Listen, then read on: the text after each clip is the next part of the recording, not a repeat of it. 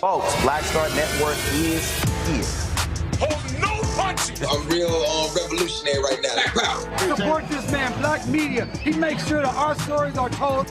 Thank you for being the voice of Black America, Roland. Stay black. I love y'all. All momentum we have now, we have to keep this going. The video looks phenomenal. See, there's a difference between Black Star Network and Black-owned media and something like CNN. You can't be Black-owned media and be scared. It's time to be smart. Bring your eyeballs home. You dig?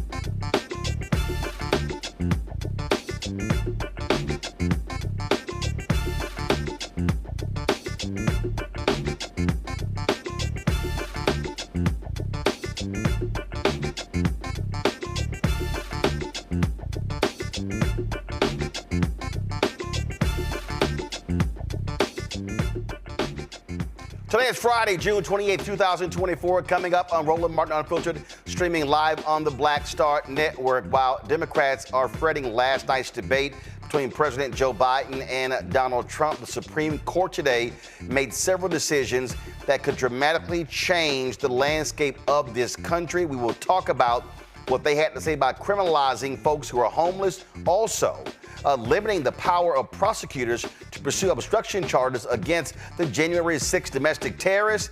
And there's even more what is called the Chevron decision, where literally they are taking the power away from political bureaucrats and putting it in the hands of judges.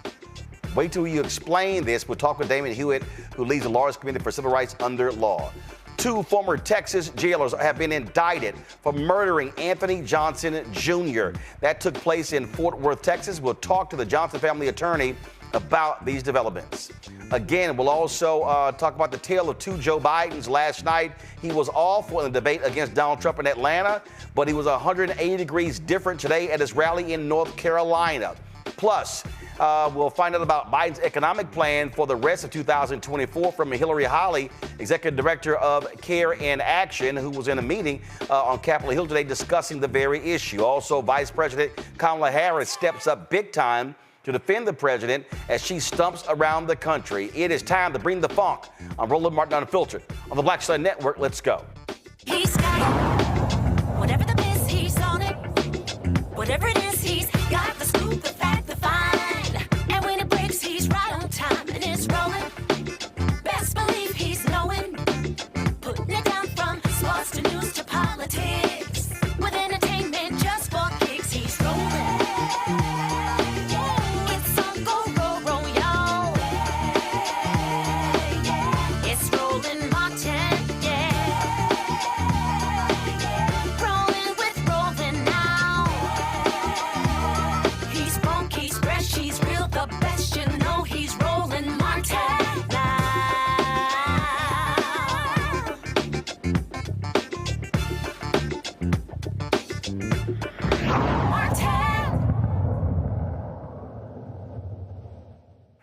You can get caught up in performance last night of the debate when it comes to President Joe Biden and Donald Trump. You can even be angry, if you will, with how Biden performed. It was not the greatest in the world, but today's decision by the Supreme Court shows you the importance of the Supreme Court. 3 rulings came down today that are dramatic. One of them could literally transform the power of governmental entities on a variety of issues, including the law, including environmental issues, you name it. Joining us right now is Damon Hewitt.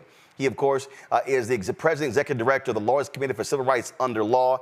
Damon, there's a lot I want to get into. Is 3 separate decisions. First of all, let's talk about the January 6th decision, where these justices ruled that, prosecutors were too broad in charging these domestic terrorists for obstruction of justice when they attacked the Capitol on January 6, 2021. Exactly. I think the through line for all these decisions is a lack of apparent mother wit, which we know in our community is common sense. These are very smart justices, very smart people, but it doesn't reflect the common sense of everyday people. We know that an angry, violent, and sometimes armed mob of people stormed the Capitol. We're suing at the Lawyers Committee a number of these folks in a civil case, a civil rights case, for a conspiracy to violate civil rights. And what this court has determined is that a number of these people were improperly charged because there wasn't enough connection to show that they tried to attack the documents, the instrumentalities, the records. They were attacking everything, windows, doors, people, if they could have. So it's very strange. The bright side, I would say, Roland, is that of all the charges, all the people who were charged, this only impacts a certain number of them. And even those people, many of them had other charges as well. And, sometimes defendants have concurrent charges, meaning you get 10 years on this and 10 years on something else, a different charge at the same time. So it's not clear exactly what the direct impact would be, but it just really shows where this court's bread is buttered, at least the majority of this court, and it's quite disturbing. I was reading a piece, folks at the NPR, that did analysis, and they suggested that this decision is only going to affect about 5.9% of the folks charged, but it also gives you an indication on how they potentially may rule when it comes to immunity for Donald Trump. That, of course, we're still waiting on that. That oral arguments were heard 6 months ago, and we're still waiting. Exactly. And so the Chief Justice Roberts did announce that Monday will be the last decision day for this term. So we're expecting that decision. That affects our civil rights case, too, Roland, because Trump has alleged immunity not just in the criminal context, but from all civil claims. The one that we brought, which is the broadest of the claims, the one that the NAACP brought on behalf initially of Congressman Benny Thompson and other members of Congress. He's claiming immunity for everything. And the question is going to come down to whether he was engaged in official acts of a president or personal/selfish actions of somebody who just didn't want to give up power. Let's now go to the second case where these justices made a decision regarding the homeless. They basically said they were not in a violation of 8th Amendment rights. So it allows for folks, these cities to target the homeless, literally potentially putting them in jail. You said it exactly right. It's target the homeless. You know, the late Johnny Capri once said that his role was to comfort the afflicted and afflict the comfortable. Well, this decision and the ordinances in play do the exact opposite. They afflict the afflicted and they comfort people who are already comfortable. We're talking about Oregon. I know everybody's not rich in Oregon, but it's not as if it's a densely packed in the city where, you know, where it's very dense and very dangerous, allegedly, in terms of crowded conditions, that is. Right. And so what the court essentially has done is said the 8th Amendment essentially doesn't apply here. It gives carte blanche to jurisdictions to penalize what is essentially what we call rolling status offenses. It's a status to be unhoused. It's not an act, a conduct like people intend that this is what they want to do and how they want to live the rest of their lives. People get trapped into homelessness or being unhoused. And so it's your very status that is being punished. But the really ridiculous part is this doesn't help anybody, because it actually traps people into an never-ending spiral. Because if you are unhoused, if you don't have a way to put one foot in front of the other financially, how are you going to do that once you have a criminal record? How are you going to do that once you have to pay fines and fees? This is it's essentially similar to debtors' prisons, except this is a different kind of penalty, and it's a darn shame. So the pressure now has to go to state and locals to make sure that they don't take this carte blanche and actually broaden the criminalization. One last thing I'll say is Oregon actually has one of the highest rates of unhoused people in the country. I think it's the second highest rate in 2023. And so the notion that they could just push people down the road in the state that has that high population suggests that there's a lot of NIMBYism, people protecting their little enclaves and frankly not thinking about the bigger picture, let alone their neighbor down the street. And what's interesting here, this is the SCOTUS blog. And so the law in Oregon, what it did was it, quote, prohibited people who are homeless from using blankets, pillows, and cardboard boxes for protection from the elements. And then what they were doing is, it says violators face steep fines, $295, which increases to $537.60 if not paid. When individuals receive 2 citations, police and grants pass can issue an order banning them from city property. Anyone who violates such an order can be convicted on criminal trespass charges, which carries a penalty of up to 30 days in jail and a $1,250 fine. And so, if people go overboard with this, expect our jails to be absolutely brimming with people who are homeless. And here's what's so crazy. It's going to cost taxpayers more money to house them in jails than it would any other area. It is so short-sighted. You know, and in the amicus brief, the front of the court brief, we filed at the Lawyers Committee, we joined others in saying that these ordinances have no penological purpose, meaning they're not going to deter people from engaging in crime because the alleged crime is your very status. And it's going to make things worse, not just for the people who are unhoused, but for everybody, frankly, in that community. I think they're going to learn a really tough lesson in that place. Now, let's talk about what is arguably the most important decision, and it is one that people don't even realize how significant this is. This is the headline on the SCOTUS blog. Supreme Court strikes down Chevron, curtailing power of federal agencies. What is stunning in this 6-3 decision is that these justices rule that, frankly, judges should have the power because they have the expertise when it comes to these critical issues. And so we're now talking about, let's go down the line. We're talking about labor laws. We're talking about civil rights laws. We're talking about environmental laws. And so what they're suggesting is that, unless Congress spells all these things out explicitly, agencies don't have the, quote, expertise to issue rulings on these matters. Only the court does. This is putting power in the hands of unelected individuals. That's exactly right. It's really a form of what the conservative scholars call textualism, but it's on steroids. Basically, unless you spell out every single thing, every I, every dotted, every T crossed, not of everything that's happening now that has to be prohibited or regulated, but everything that's ever going to happen for the life of a statute, then they're saying the agencies can't actually interpret it based upon reasonableness, which has been the standard for, I think, decades, over 40 years now.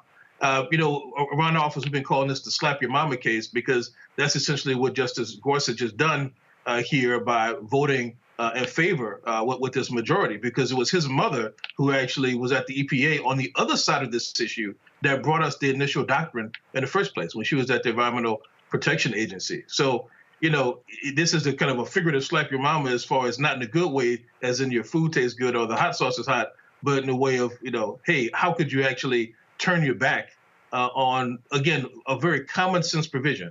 Now, look, Roland, anyone who's ever read a federal statute, I defy anyone to understand all the potential applications on the first read, the second read, or even the third read. So these cases have to be, or the laws have to be not only interpreted by the courts, but also enforced, right? That's why we have regulations to help enforce statutes. And so it's appropriate for federal agencies to fill in the blanks. They're not making up new laws, they're applying the law. And so what this does, though, is it puts the action back on Congress, right? All elections have consequences, not just for the White House, for the House and the Senate as well. So Congress has to be super explicit. I wonder if we ever get a John R. Lewis Voting Rights Advancement Act again to strengthen and rebuild and restore and make even better the Voting Rights Act, how tight do we have to make that so it doesn't fall subject to something similar when DOJ tries to enforce it in a favorable administration? So there are stakes and implications that could boggle the mind that we've only begun to think through how much could actually happen here. So we have to be on guard all the time now. Well, and let's also be clear, Clarence Thomas originally opposed Chevron, but when those billionaires began to fly him out to various places, give him gifts, all of a sudden his decision changed. Folks like Harlan Crow and others, they wanted this case to be overturned because they could not stand the fact that when Democrats were elected, you had these agencies making rulings that were in opposition to their financial interest. And so, look, it's hard to know for certain motivations, but what is clear is whether it be those kind of things with Justice Thomas, whether it be upside down flags and what have you, what's clear is that you have a majority of this court that is simply changing the law and the landscape of rights and opportunity in America just because they can. Bodily autonomy. Yeah, environmental protection, all of it. Yeah. What gets me here is go back to my iPad. Says Roberts rejects any suggestion that agencies rather than courts are better suited to determine what ambiguities in the federal law might mean. Even when those ambiguities involve technical or scientific questions that fall within an agency's area of expertise, Roberts emphasized Congress expects courts to handle technical statutory questions, and courts also have the benefit of briefing from the parties and friends of the court. Yeah, but this is the same court. This is where Justice Gorsuch had to actually, he had to correct one of his rulings because he got laughing gas mixed up with air pollutants. So that sort of that sort of says to Chief Justice Roberts, yeah, y'all don't have expertise on every damn thing.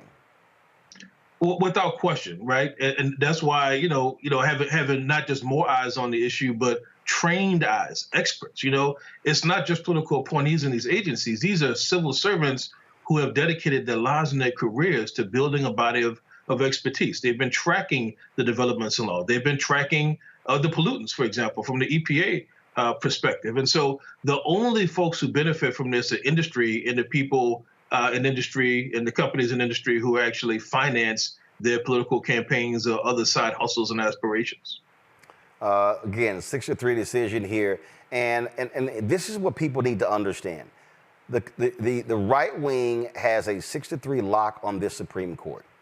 The election is critically important because with the age of Alito, the age of Thomas, you have the potential of seeing the next president appoint 2 Supreme Court justices. That cannot be overstated when it comes to who folks should be looking to vote for come November.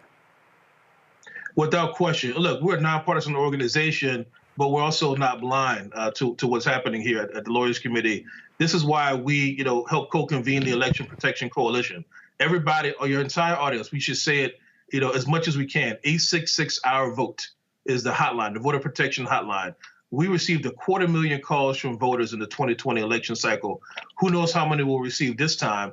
But, a lot of people do get out the vote. We're trying to get out the message about the importance of voting, about what your rights are and about what's at issue and what's at stake. And I think the three cases you've highlighted today really demonstrate that.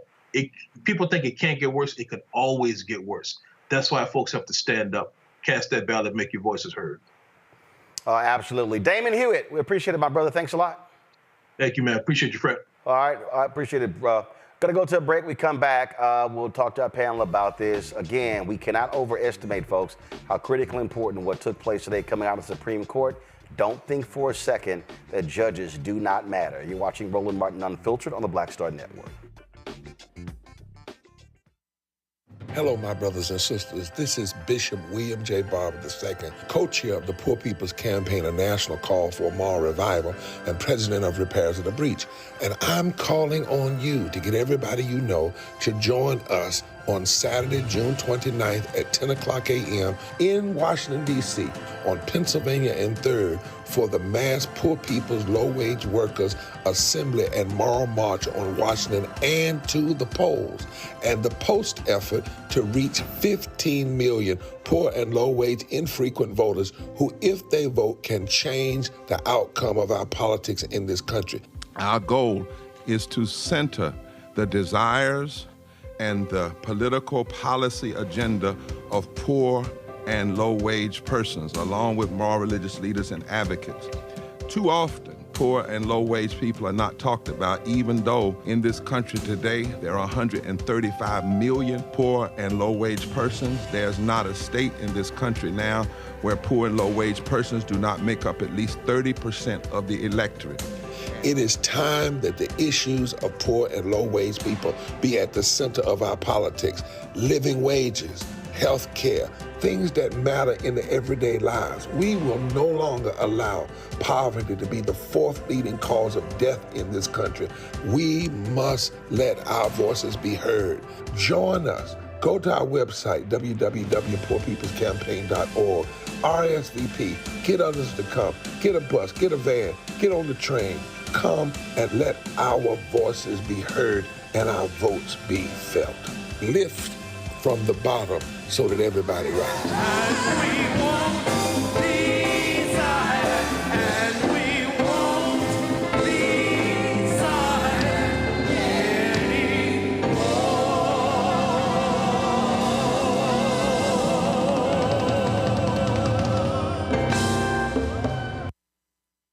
Hello, I'm Paula J. Parker. Truly proud on the Proud Family. I am Tommy Davidson. I play Oscar on Proud Family, Louder and Proud. Hi, I'm Jo Marie Payton, voice of Sugar Mama on Disney's Louder and Prouder, Disney Plus. And I'm with Roland Martin on Unfiltered.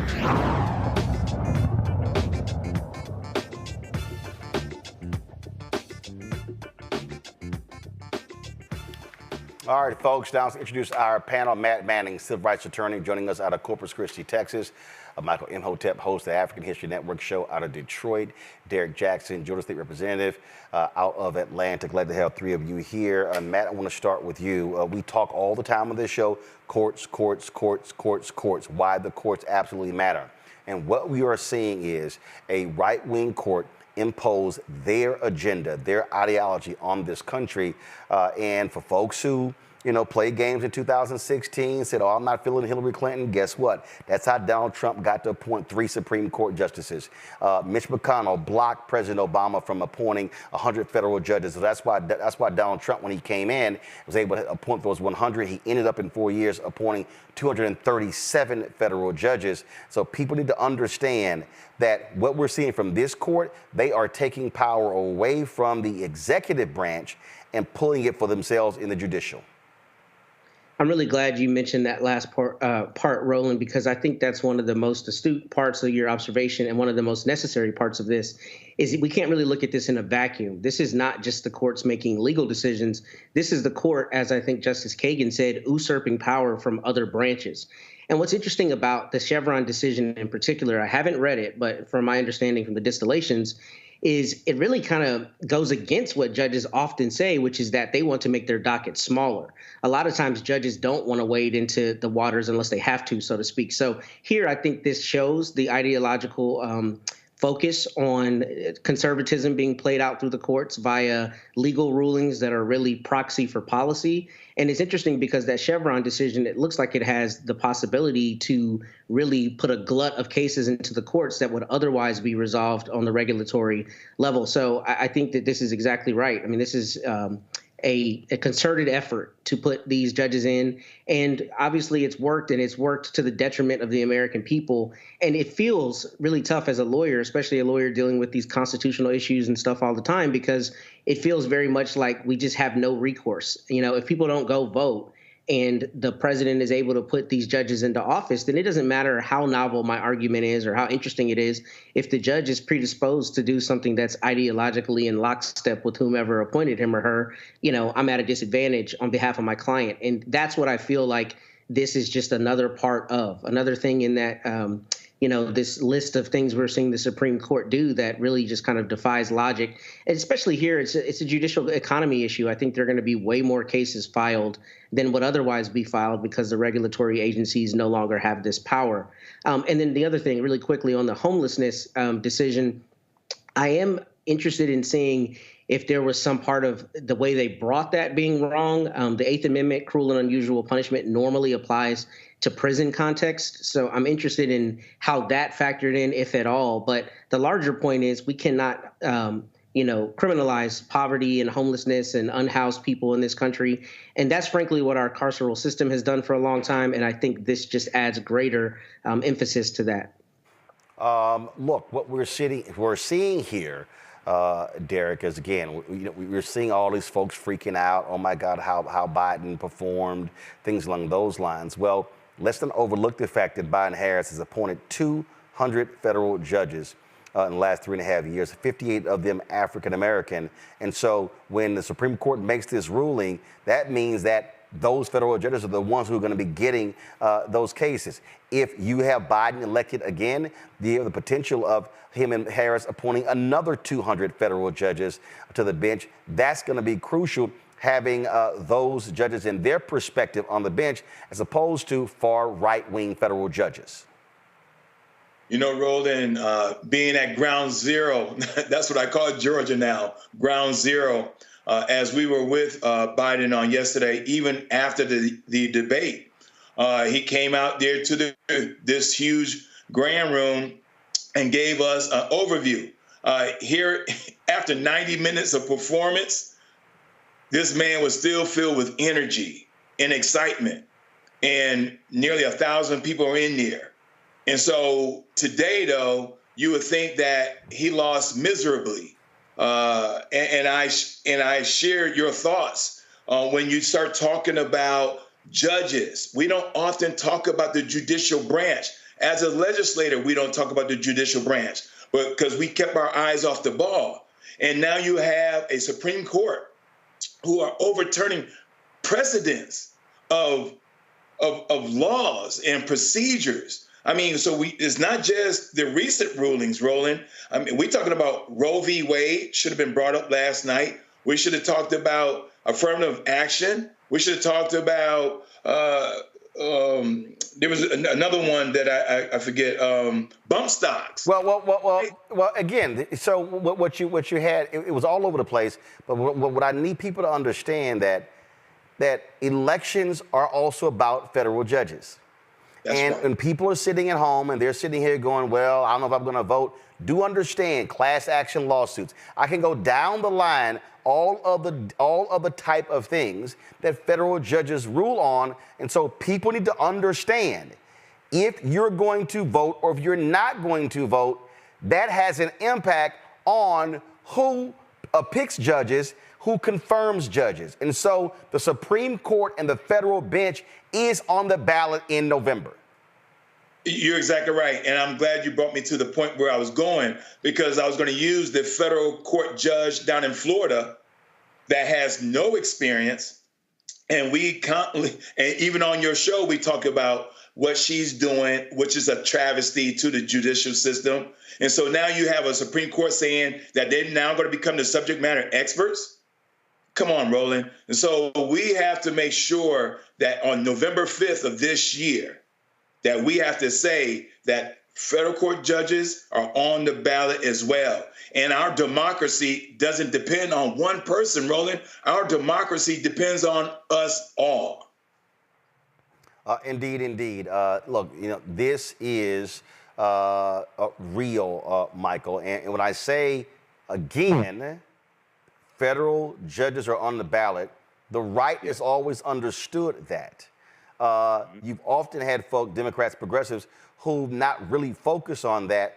These rulings, and with the immunity ruling we're going to probably get next week, when you talk about the affirmative action decision, obviously the Dobbs decision overturning Roe v. Wade, I hope folks now understand that what this court, there's no facet of your life that judges can't have a role in. Absolutely. Judges, the judicial branch of government interprets law from the legislative branch of government and policies and executive orders from the executive branch of government. And for all the economic empowerment gurus out there who say we don't need to vote, we just need to do like Asians and build businesses and invest in the stock market, things like this. Well, look at the Federal Court of Appeals that just ruled against the Fearless Fund, the African-American women who you've had here on the show, Roland, and they have the grants for actually businesses for women of color. It's not exclusively for African-American women, but they were sued by Ed Blum, white conservative activist Ed Blum, the same Ed Blum who got affirmative action in college admissions overturned by the 6-3 conservative Supreme Court that Donald Trump put in place. The Federal Court of Appeals ruled against the Fearless Fund. Now they're trying to decide, what's the next step? Are they going to try to appeal this to the Supreme Court? But no, a lot of us were taught to vote for president, but never to really understand that third faction of government, which are the courts, and how the courts impact every aspect of our lives. And you look at, once again, dealing with economics, you look at the executive order from President Biden dealing with student loan forgiveness that would have impacted 40 million student loan borrowers, would have moved 500,000 African-American families from a negative net worth to a positive net worth, struck down in Donald Trump's Supreme Court once again. So we have to understand this is about self-preservation. It's not about one person. It's not just about a president. It's about the federal court nominations, federal judge nominations the president will make, Supreme Court justices, but also cabinet appointments, U.S. Department of Education, Small Business Administration, Environmental Protection Agency. All this impacts every aspect of our lives. So this is all-out war. This is basically war. Republicans understand that. We need to pull ourselves out of our heads out of our collective asses and vote like our life depends upon it, because it actually does. Folks, we're going to see the final ruling coming out from the court next week, and we'll see what they have to say. All right, going to break. We come back. President Joe Biden, after last night's disastrous debate, was in Raleigh, North Carolina today. We'll show you what he said today, and trust me, he looked and sounded totally different than what took place last night. You're watching Roland Martin Unfiltered on the Black Star Network. Support the work that we do. Be sure to join our Bring the Funk fan club. Your dollars make it possible for us to do the work we do, the plans that we have to travel all across this country, engaging voters, having town hall discussions. Well, your money makes that possible. And so the goal is to get 20,000 of our fans contributing on average. That's $4.19 a month, 13 cents a day.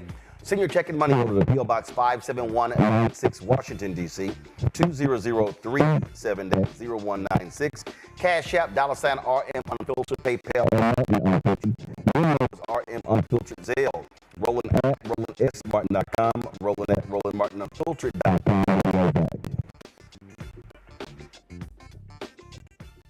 Moses was a stutterer and was 82 when he was called to lead. Jeremiah had depression. Esther lost both of her parents at an early age. Paul had a thorn in the flesh. Jesus was acquainted with sorrow. Harriet Tubman had epilepsy. FDR had polio. And this nation better learn quick. Stop focusing on foolishness, arguing about making a decision on foolish things. Age. Who can insult who? Who the last one touched a porn star? You're going to make that the standard of U.S. presidents. You're going to have to go back and undo a whole lot of them. Whether Biden walks fast or not. I don't walk fast. But he could be walking fast, head toward evil, head toward destruction. The greatest president in this country was Roosevelt, and he couldn't walk at all. Better stop this foolishness. This election better be about issues. What are you going to do about the 295,000 people dying every year from poverty? 87 million people underinsured or uninsured. The 1,000 plus voter suppression cases. What are you going to do about the fact that we still have to feed the hungry in the wealthiest nation in the world? That in the 21st century, we still have human trafficking. This nation better wake up. This election cannot be about foolish things. It's not even about will we have a democracy, it's about what kind of democracy will we have. Because democracies can elect dictators. Putin was elected. Netanyahu, elected. Will we have a democracy that establishes justice? Anything else is foolishness. Hello, we're the Critter Fixers. I'm Dr. Bernard Hodges. And I'm Dr. Terrence Ferguson. And you're tuned in to Roland Martin Unfiltered.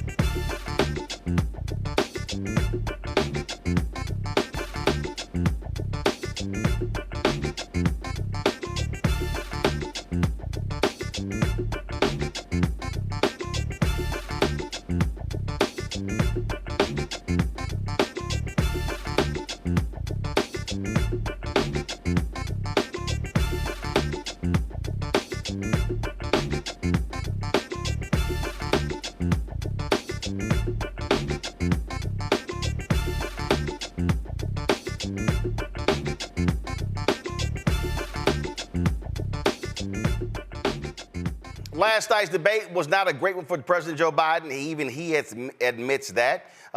Today he was in Raleigh, North Carolina for a rally, and it was a totally different looking and sounding President Joe Biden. Here is some of that rally. Today we have the strongest economy in the world without exception. 15 million new jobs. 800,000 manufacturing jobs. Unemployment under 4% for a record 2 years in a row. Historic Black and Hispanic unemployment down. Historic creation of small business in Black and all communities across the nation, particularly in rural areas. Historic economic growth. Inflation has dropped from 9% to 3% and is still going down. I know we have more to do to get prices down. We have to take on corporate greed. They're making twice the profit they were before the pandemic. We got to make housing more affordable, provide child care, make the tax code fair. 16 Nobel winners of the economic Nobel Prize have looked at my economic plan this week. They've said they should report. And Trump's plan. Here's what they concluded. They said that my plan would continue to grow the economy and bring down inflation. 16 Nobel laureates. And that Trump's plan would send the nation into recession and inflation soaring through the roof. But don't take my word for it. Folks, let me close with this. I know I'm not a young man. State the obvious. Well, I know.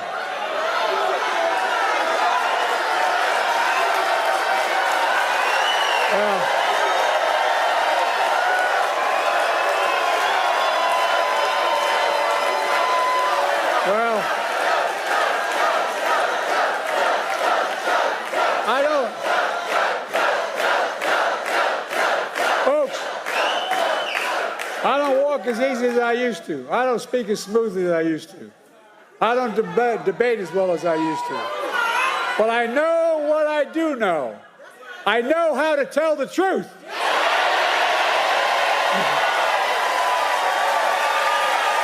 I know right from wrong. And I know how to do this job. I know how to get things done.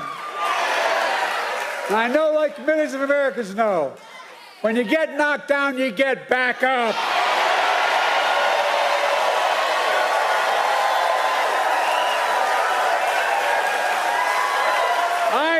it took to take our economy from the depths of the pandemic to where it is today, the strongest economy in the world. I know what it'll take to bring this economy to everybody. I know what it'll take to rally the world, to stand up against Putin and defend freedom, not yield to him. And I know what it'll take to keep the world safe and free for the years ahead. Folks, I give you my word as a Biden, I would not be running again if I didn't believe with all my heart and soul I can do this job. Because quite frankly,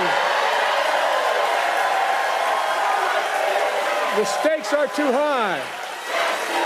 The stakes are too high.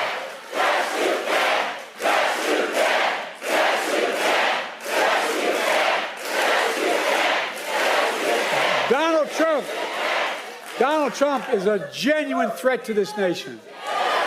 He's a threat to our freedom. He's a threat to our democracy. He's literally a threat for everything America stands for. Look, he doesn't understand what I think all of you do. America is the finest and most unique nation in the world. We're the only nation in the world, and I mean this sincerely. It's a fact statement, not a hyperbolic statement. It's fact. We're the only nation in the world built on an idea. All the nations built on ethnicity, geography, and other religion. But we're built on an idea that we're all created equal. We deserve to be treated equally throughout our lives. We've never fully lived up to it. I'll be damned in the year 2024, just 2 years. Just 2 years before the 250th anniversary of our Declaration of Independence, that I'll let Donald Trump walk away from it.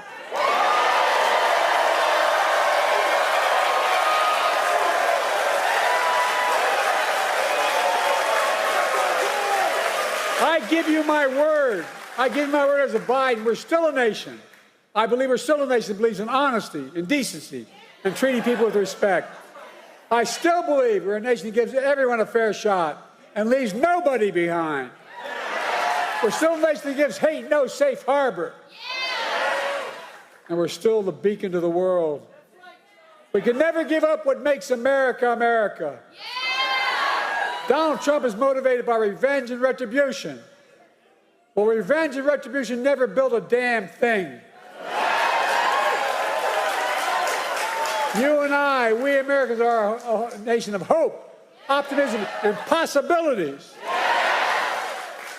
That's what always built America. That's going to continue to build America today. The choice in this election is simple.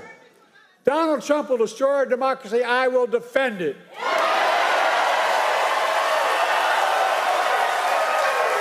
So, folks, are you with me? Donald Trump's the first president I've heard of that stood up there running for president, having been one for one term, saying America's a failing nation. Where the hell does he think he is? No, I'm serious. A failing, I don't know, a president wouldn't trade places with America in a heartbeat. He's dead wrong. America's not a losing nation. America's winning. As I stand here today, I can honestly say I've never been more optimistic about America's future in my whole career. We just have to remember who we are. We're the United States of America. And there is nothing beyond our capacity, nothing when we act together. Vice President Kamala Harris, who was very strong last night, appearances on CNN and MSNBC, has a variety of campaign stops across the country. This is her speaking today in Las Vegas. For all of that, our president made clear there is a contrast between someone who lies and someone who leads. Let's start with the thing we have always known. Donald Trump is unburdened by the truth. It's not a burden he carries. Case in point, last night, a non-stop stream of lies. He said the neo-Nazi rally in Charlottesville was, quote, fabricated. Well, let us speak the truth. That's a lie. He said the mob he incited at the United States Capitol on January 6th was only a, quote, small number of people who were, quote, ushered in by the police. A lie. He claimed he never called our troops suckers and losers. As General John Kelly can tell you, another lie. Friends, most of us agree. In a real leader, character matters more than style. And Donald Trump simply does not have the character to be president of the United States. To that point about Charlottesville, go to my iPad. This is a tweet. Former mayor of Charlottesville here, Joe Biden, did not make up the Charlottesville story. The reality, Derek, last night, it was not a good performance by President Joe Biden. But the reality is, when you look at what's on the other side, massive, massive lies. Massive, massive lies from Donald Trump. And there was a tweet I saw earlier from Mark Cuban that I thought really was a very strong one that really spoke to this issue here. And people were, and again, you see folks back and forth talking. And so this actually was in response to a tweet from Piers Morgan. I don't give a damn about Piers. I'm not going to show it. Go to my iPad. This is Mark Cuban. His performance was awful, but so was Trump's. Biden was feeble. Trump couldn't directly answer a single question and lied with every response. The question is, what features voters believe make a better POTUS? Feeble, capable, and ethical versus vigorous, unethical, and incapable of telling the truth. I'll vote ethical every time. The reality is Joe wasn't capable last night of debating someone who only lies. He doesn't have the energy or ability to shout him down, hold him accountable, and laugh at Trump's responses. Joe could have held his own against a candidate that actually can discuss policy, but that wasn't the challenge last night, and Joe wasn't prepared or capable of dealing with Donald and his style. That aside, there is no way you could listen to Donald last night and come away feeling confident that Trump has the ability to go deeper than his practice sound bites. He repeated himself often and never directly answered the moderator's questions.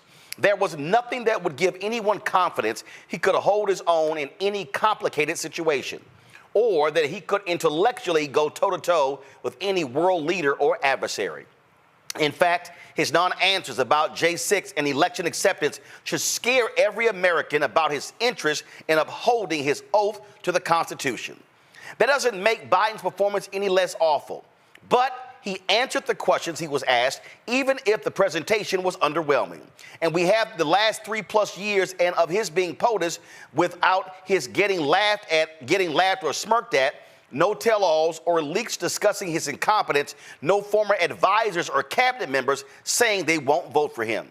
That gives me confidence that in the normal duties of the presidency, he can hold his own and do the job.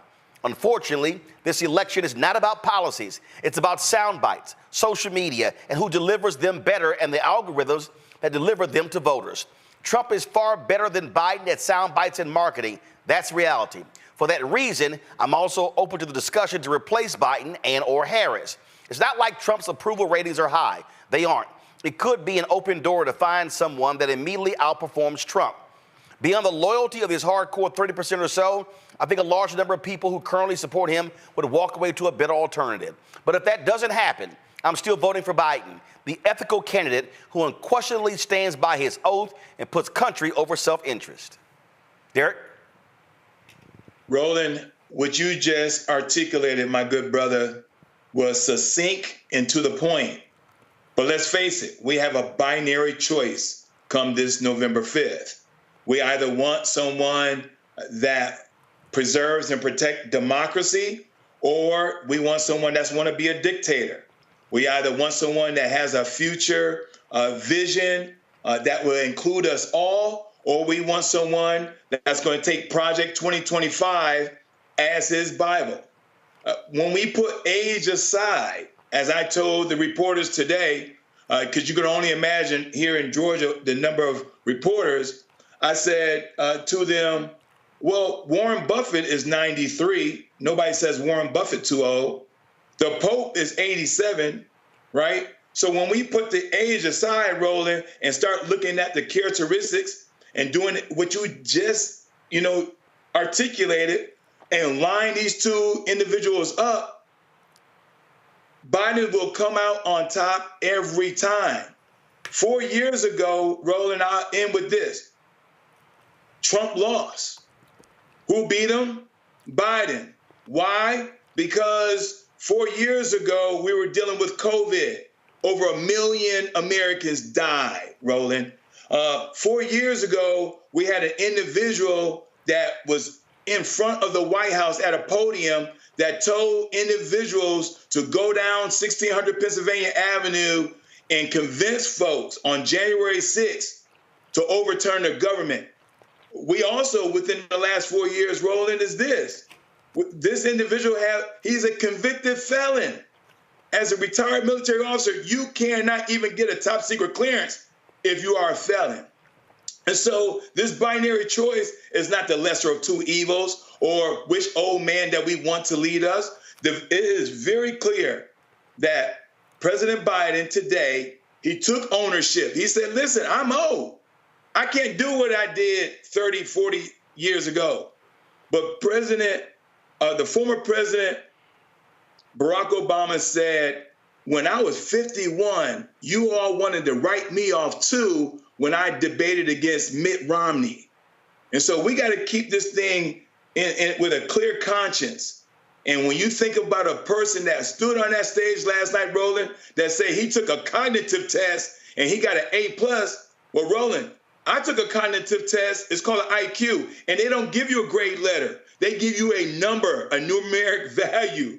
And so we don't want someone that lie, and sow all this disinformation and misinformation and cannot answer the question. If you brought someone on your show as an interviewer and you said you cannot answer the question, not one, I would like to think that you would never hire that person to work in your company. So why should we hire someone like a Donald J. Trump that did not answer the question about climate control? He said something about immaculate water, which I still don't know what immaculate water is. He says something about immigration and black jobs. I'm still looking for what a black job looks like, Roland. And so this person could not answer not one question during that 90-minute debate. That's the period. That's where we are. And so as I told everybody, Democrats, you got to fight. You got to get tough, stand behind Joe Biden. This conversation about a broker convention in August makes no sense, Roland, because they tried that in 1968. And guess what happened? The Democrats lost miserably. And so I don't want to hear no conversation about broker convention. That makes absolutely no sense to me. Democrats need to get tough and let's go to war. Michael. This is war, like I said. And, I was watching Deadline White House today. I saw Joe Biden in North Carolina, Raleigh, North Carolina, did a fantastic job. He needs to do rallies like that, like twice a week. He should do 1-2 times a week. Vice President Kamala Harris should do 1-2 times a week, especially throughout the summer, and get that energy going. But I was watching Deadline White House today, and Cornell Belcher was on the pollster, African-American pollster, Cornell Belcher. And he talked about how you have Republicans who are circling the wagon around Donald Trump to support Donald Trump. He's been convicted on 34 felonies. He was found liable for sexual assault in New York. He was also found liable for committing fraud when it came to inflating the value of his properties, right? You have someone as flawed as this, and Republicans are circling the wagon around him to support him no matter what. And you have Biden, who had a bad night, but still answered questions more truthfully. Now, he stammered and stuttered, things like this, but he still answered questions more truthfully. Biden-Harris saved the economy, got us out of COVID. They're actually rebuilding America with the $1.2 trillion infrastructure bill, 56,000 construction projects being funded, because of the $1.2 trillion infrastructure bill. And you have some weak-ass, punk-ass Democrats who are talking about a broker convention and running away from Donald Trump. And, this now, I'm neither Democrat nor Republican, but I sure as hell ain't stupid, okay? you continue to support people who continue to vote for policies that are beneficial to you. And we have to learn how to use Biden and Harris and use these Democrats as a tool, as a political weapon to fight the MAGA extremist domestic terrorists who are working to implement Project 2025, who want to continue to stack the courts, who want to continue to roll back any type of progress African Americans have made, and they're using the courts to do it as well. So we really have to understand what is at stake here. You know, they're trying to take us back to 1890, the Mississippi State Convention, when they imposed poll taxes and literacy tests to suppress the African American vote. This is war. You're right. It is war. And I keep trying to tell people that in battles, you swing. And what you don't do is you don't run from a fight. Matt?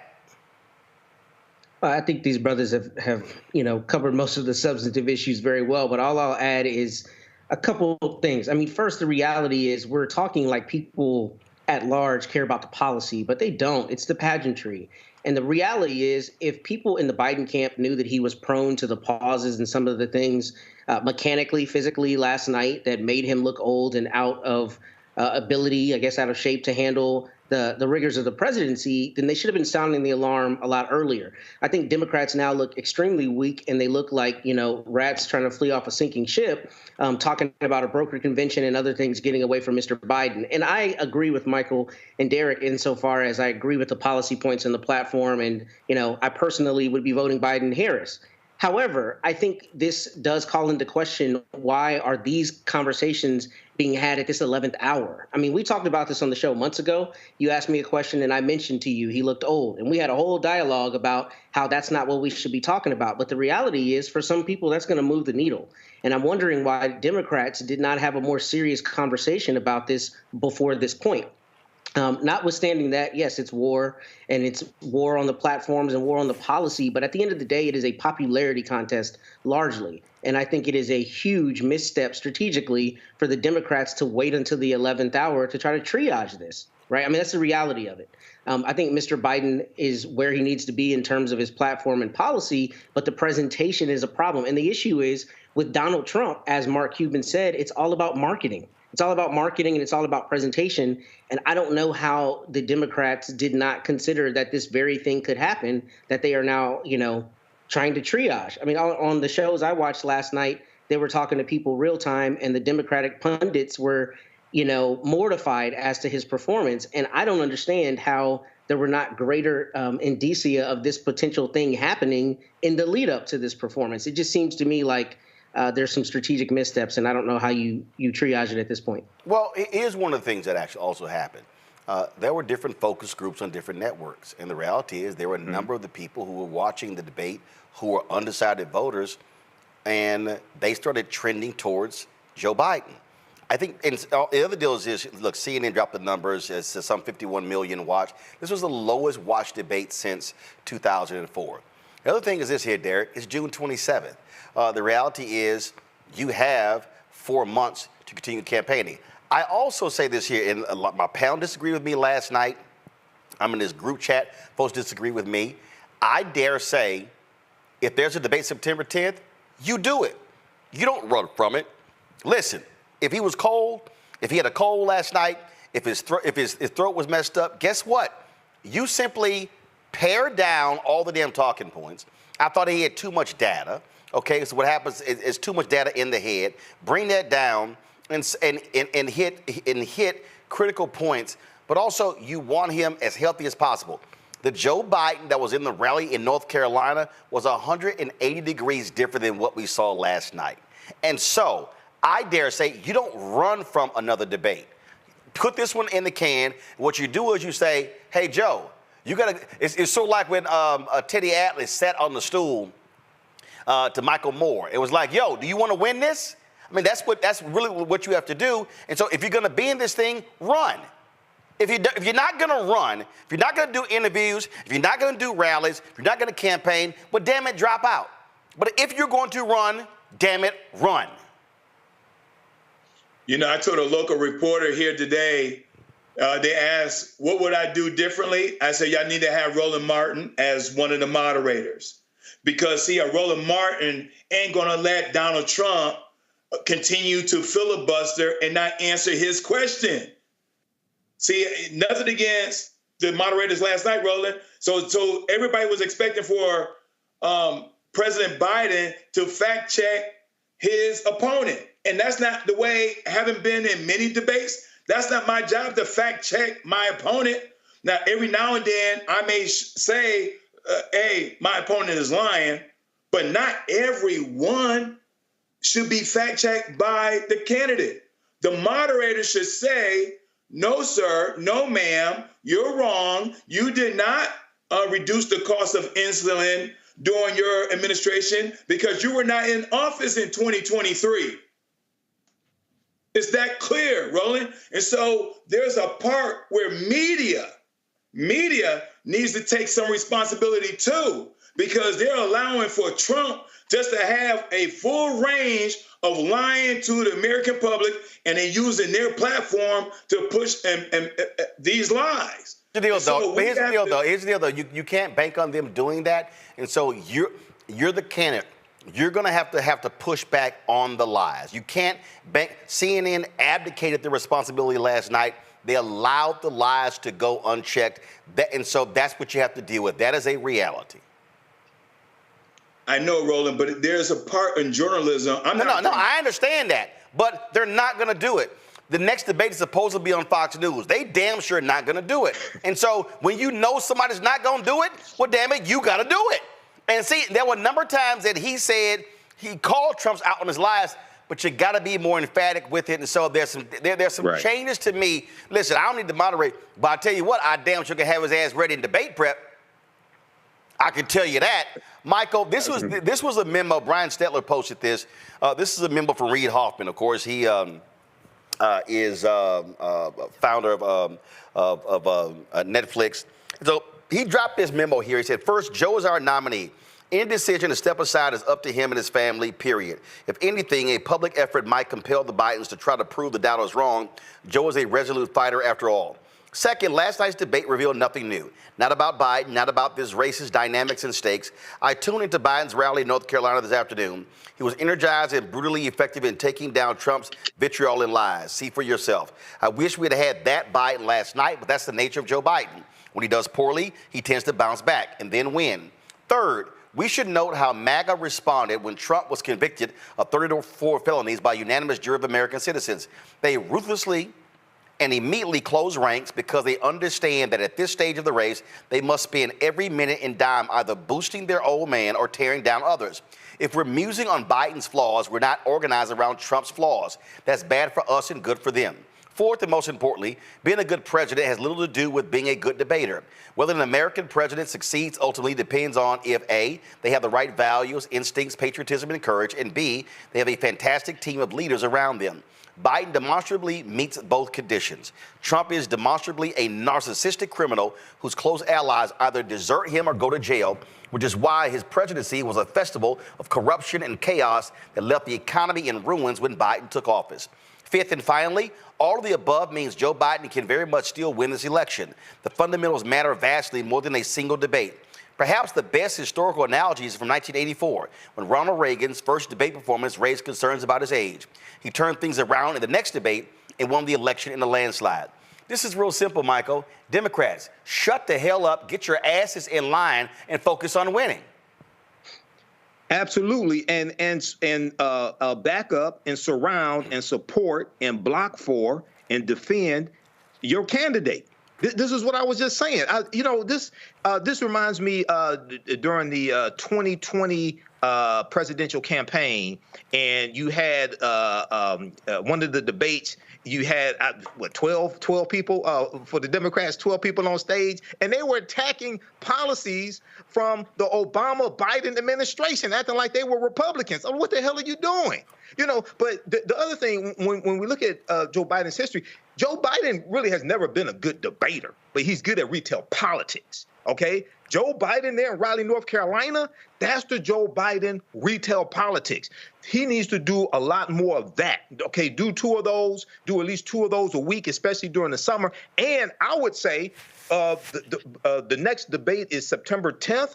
The day before that debate, he needs to do one of those rallies also and feed off that energy, allow that momentum to take him into the debate. But goddamn, do you want to win or do you want to lose? What is it that you're doing? Let me know so I know what to do. See, here's the deal, Matt. All of this back and forth about, replacing folk, it's also grossly disrespectful to the woman who's the vice president of the United States. And that, to me, is shameful and despicable.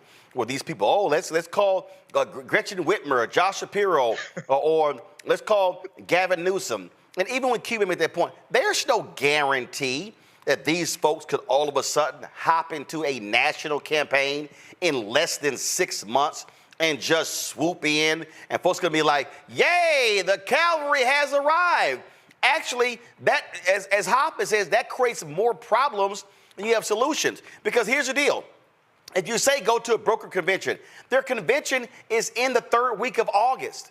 That means that, okay, you do a broker convention, you literally then will have September and October to actually get it together. I remember when people when a lot of Hillary Clinton's white women supporters were going crazy after Obama won, and they were talking about creating drama at the convention. And it was like, what the hell y'all think y'all doing? That's the dumbest thing in the world. Yes, you do exactly what Republicans did. Circle the wagons and say, we gonna kick y'all ass together. Yes. Yes. Take a page out of Bob Menendez's playbook. You get indicted, you're about to go to trial, you just double down. That's what they need to do, is ride Biden into the future, and they need to put him in better circumstances so that they can control performances like this. Because the reality is this. I don't want to sound ageist, and I'm absolutely not ageist. If it was my 86-year-old Big Mama, she ain't lost a step. But Joe Biden has. That's the reality of it.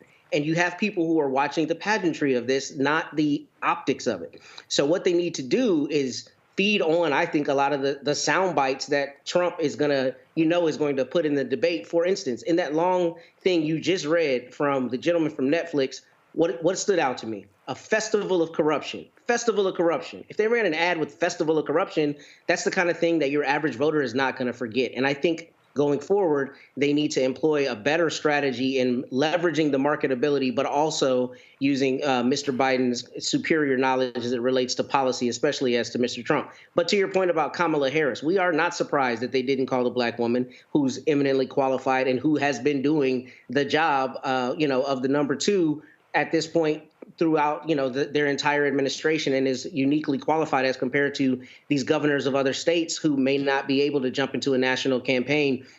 But beyond that, I mean, it's just too late. We're at the point where they need to dance with the one they brought, and that's Joe Biden, and they need to put him in circumstances where he can flourish, because as it relates to substantive policy, there is no question that he is far more qualified than Mr. Trump. But you don't have people who are voting on the deep policy. You have the few undecided voters primarily who are voting on sound bites. And if you don't leverage that, I think you lose an opportunity. And again, I think if you're going to talk about sound bites, what you then have to do is actually play sound bites, such as this. The Trump list, it is way, way longer. So deep breath. He said some Democratic states allow people to execute babies after birth, an egregious lie that is illegal in every state. He said everybody, even Democrats, wanted Roe v. Wade overturned. Roe was supported by 2/3 of Americans, even more Democrats. He said every legal scholar wanted Roe overturned, abortion returned to the states. Legal scholars have told me directly this is not true. He said the U.S. currently has the biggest budget deficit ever. No, that happened under Trump in 2020. He said the U.S. currently has a record trade deficit with China. That also happened under Trump in 2018. He said Biden personally gets a lot of money from China. Zero evidence of this. He said there were no terror attacks during his presidency. In fact, there were multiple attacks. He said Iran didn't fund Hamas, Hezbollah, other terror groups under his presidency. Iran, in fact, did. He said Biden wants to quadruple people's taxes. That is pure fiction. He said the U.S. has provided way more aid to Ukraine than Europe had. It's actually the opposite. He said the U.S. has provided about $200 billion in Ukraine aid. It's closer to $110 billion. He said 18 or 19 million people have crossed the border under Biden. That is millions too high. He said many of these migrants are from prisons or mental institutions. His own campaign cannot corroborate this. He said Biden has only created jobs for illegal immigrants. Total nonsense. He said Nancy Pelosi turned down his offer of 10,000 National Guard troops on January 6th. There's no evidence she even got such an offer. It was the president, not Pelosi, who had the power to deploy the D.C. Guard. He said Pelosi now acknowledges she turned down the troops. No, her office tells me this claim is still a lie. He said he deployed deployed the National Guard to Minneapolis in 2020. Actually, that was the Democratic governor. He spoke of, quote, ridiculous fraud in the 2020 election, zero evidence of any widespread fraud. He said NATO was going out of business before he took office, completely, clearly absurd. He said the U.S. was paying 100% of NATO before he came along. The U.S. made up about 71% of NATO defense spending, not 100. He said he, not Biden, is the one who lowered insulin prices in Medicare. He did it for some seniors, but Biden did it for far more. He said Biden indicted him. Again, no evidence Biden has had a personal role in any of these 4 prosecutions. He said Europe takes no U.S. cars, just not true. He spoke of food prices quadrupling under Biden. That's a wild exaggeration, though they are up. He said Biden made up the idea he called dead service members suckers and losers. No, the Atlantic magazine reported that, and then former Trump Chief of Staff John Kelly corroborated it. He said Biden called black people, quote, super predators for 10 years. Biden never once deployed that phrase, let alone for 10 years, though he did at least once speak of, quote, predators without specifying it was about black people. He said his Trump tax cut was the largest in U.S. history. Not true, though, in fairness, Biden also said this. Trump said China and others stopped buying from Iran under him. China never stopped. He revived his pet lie, I don't know how many times I've done it, that he signed the Veterans Choice Program into law. Barack Obama did that in 2014. Trump signed an expanded version in 2018. And finally, Trump said Biden got rid of that Veterans Program. Biden has not done that. Now, here's what I don't understand.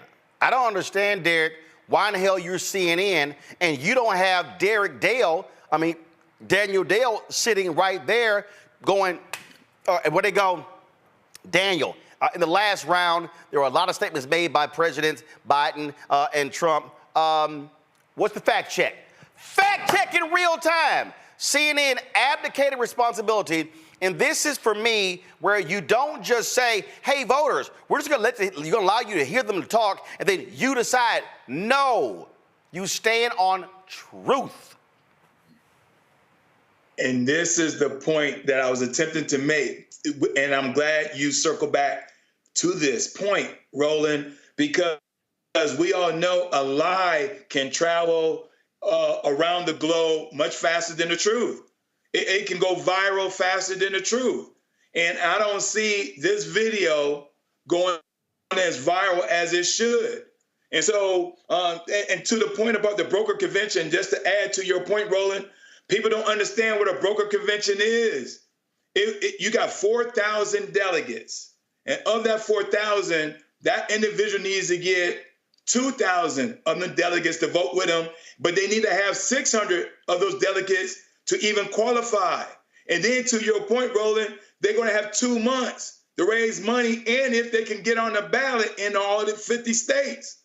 So when people start talking about broker convention, yes, they are disrespecting Kamala Harris, but they don't understand what a broker convention and what is required.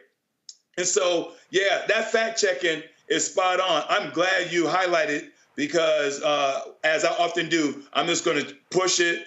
And I know it won't go viral because people are going to like, yeah, that's CNN or that's Roland Martin. We ain't going to believe all that. It's just crazy. It's just crazy to me, Michael, that they could sit there and literally allow lie after lie after lie after lie and not one time say, sir, that's wrong. Right. I agree. I watched the entire debate, and it was a 90-minute propaganda infomercial for Donald Trump, lie after lie after lie after lie. And even as it's hard, as he's saying the lie right after that, it may be hard to like fact check every single one. But when they came back from commercial break, that first commercial break, you could do fact checking of some of those previous lies that he told, things like the biggest whoppers that he told. You may not hit everything, but I would encourage people, NBCnews.com has a good one, fact-checking Biden and Trump's claims at the first debate. They go through and look at different statements they both made, and overwhelmingly, Trump told a lot more lies than Biden, and they provide the evidence as well. And this is a good learning tool to help people understand politics also. But I agree with you, Roland, and Biden is going, even though Biden did call some of those lies that Trump told, even though he said they were lies, I think he's going to have to be more forceful in the next debate when Trump spews those lies.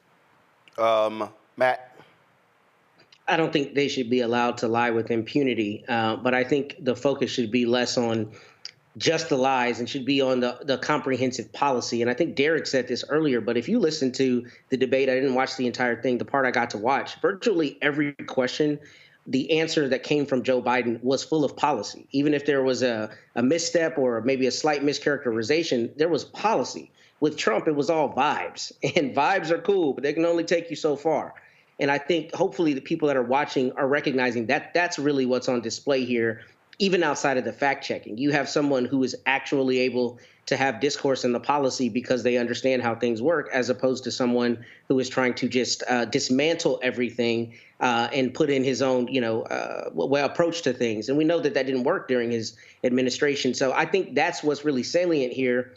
And I do think they should have real-time fact-checking. But more than that, I think they should press him even harder on the policy. I mean, he got asked unequivocal questions and didn't answer them at all, right? I mean, just completely provided no policy basis. And that's what should have people concerned. If you are truly an undecided voter, even if you're considering Mr. Trump, you should say, this guy obviously can't answer the question and does not know enough about how it works to put my mind at ease that he can do this job effectively. That should be really the questions we're looking at. A little bit earlier, we played some of what Vice President Kamala Harris had to say in Las Vegas. I think it's important for us to actually hear all of it. And so here is the VP earlier today.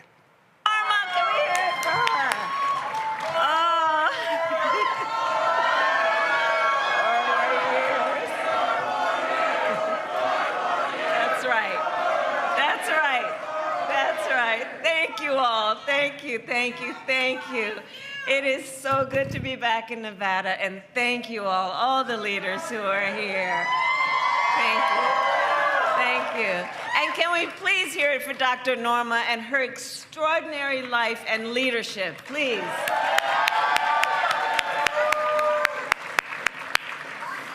So I want to thank everyone who is here today. I want to thank all the elected leaders who are here. I know Senator Catherine Cortez Masto was here earlier. She and I were AGs together. She is doing an extraordinary job as a senator. Senator Mark Kelly, who is just always fighting for the people of Nevada and using his lifelong dedication to our country in a way that is about service and uplifting so many people. Governor Michelle Lujan Grisham, thank you for your leadership. And of course, Senator Jackie Rosen, who we will re-elect this November. And on behalf of my husband, the second gentleman of the United States,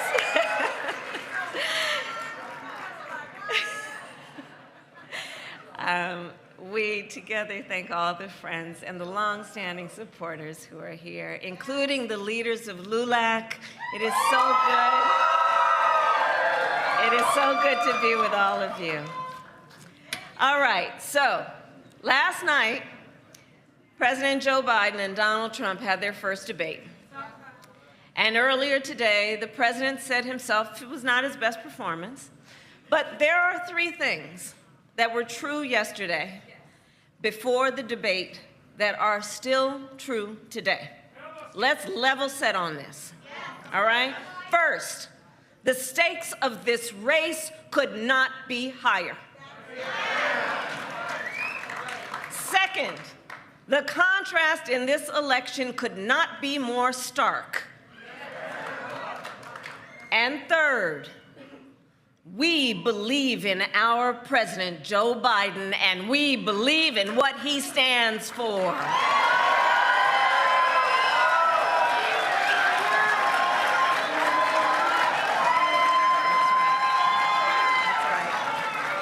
That's right. And to that point, we all know, let's not forget, he beat Donald Trump once. And in Nevada, with your help, we're going to do it again. And we're going to win because for all the punditry last night, for all of that, our president made clear there is a contrast between someone who lies and someone who leads. Let's start with the thing we have always known. Donald Trump is unburdened by the truth. It's not a burden he carries. Case in point, last night, a non-stop stream of lies. He said the neo-Nazi rally in Charlottesville was, quote, fabricated. Well, let us speak the truth. That's a lie. He said the mob he incited at the United States Capitol on January 6th was only a, quote, small number of people who were, quote, ushered in by the police. A lie. He claimed he never called our troops suckers and losers. As General John Kelly can tell you, another lie. Friends, most of us agree. In a real leader, character matters more than style. And Donald Trump simply does not have the character to be President of the United States.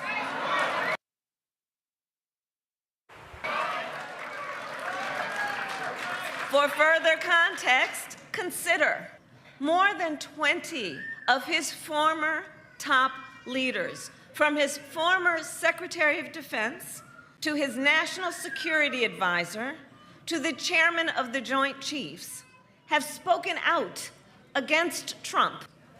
And note, between Joe Biden and Donald Trump, only one candidate on that stage has the endorsement of his own vice president.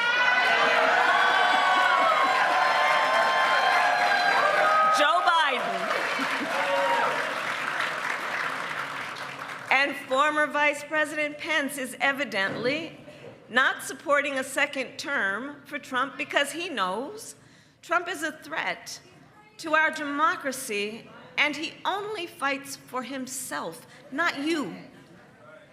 Now, some of you might remember that recently, when Donald Trump was here in Las Vegas, in 104-degree heat, he told a crowd, quote, "I don't care about you, I just want your vote."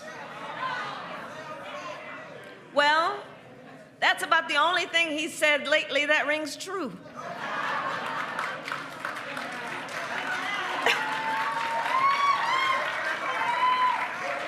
Nevada, as vice president, I see Joe Biden when the cameras are on and when the cameras are off, in the Oval Office, negotiating bipartisan deals.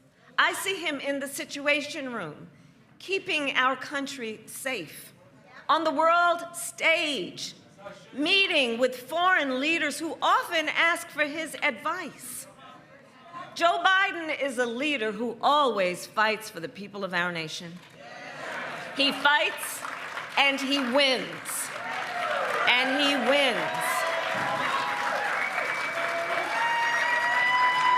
And he wins. Think about it. Think about it in terms of who our president is. Guided by the knowledge that Latinos are 70% more likely to have diabetes, Joe Biden took on Big Pharma and capped the cost of insulin for our seniors at $35 a month. He negotiated with Republicans and Democrats and passed historic legislation, the largest infrastructure investment in generations, and the first major gun safety law in nearly 30 years. And Las Vegas knows why that is important. He strengthened NATO and stood up to Putin, bringing together our allies around the world. Nevada last night clarified the stakes of this election. On the economy, Joe Biden pointed out how economists, including Nobel Prize-winning economists, have determined, check this out, have determined Trump's economic plans going forward would raise inflation and send us into a recession by 2025. This is their findings based on reviewing his plans. On democracy, last night Donald Trump repeatedly refused to commit to agree he would accept the results of the 2024 election. And finally, on the subject of reproductive freedom, last night Trump called the overturning of Roe versus Wade a, quote, great thing. And as President Biden has said, we know Trump will sign a national abortion ban if he gets the chance. But we won't let him. We won't let him. Because we trust women to know what is in their own best interest as opposed to having their government tell them what to do with their bodies.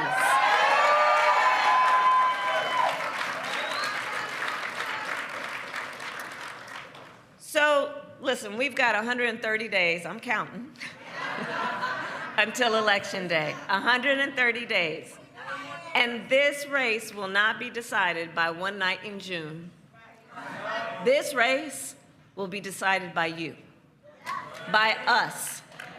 Who sits in the White House next year will be determined by what we together do in these next 130 days. And ultimately, in this election, we each face a question. What kind of country do we want to live in? A country of freedom, compassion, and rule of law, or a country of chaos, fear, and hate? We each have the power, each of us has the power to answer this question with our vote and with our voice. So today I ask Nevada, are you ready to make your voices heard? Do we believe in freedom? Do we believe in opportunity? Do we believe in the promise of America? And are we ready to fight for it? And when we fight, we win. God bless you and God bless the United States of America. Thank you.